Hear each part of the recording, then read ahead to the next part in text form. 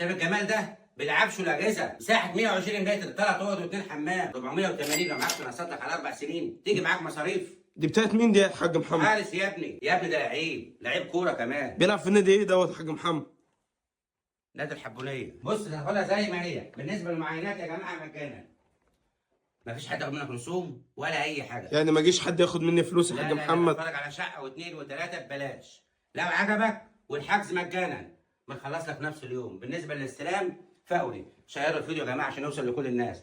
الشباب الصغيرين اللي عايزين يستثمروا ومعاهم فلوس قليله، برضو عندنا حاجات ممكن تدفع لها 150,000 جنيه وتستلم كمان على طول، وتقسط معانا لغايه 7 سنين و5 سنين. هتيجي معاك مصاريف. حافظ على قيمه فلوسك وازاي تبقى مستثمر.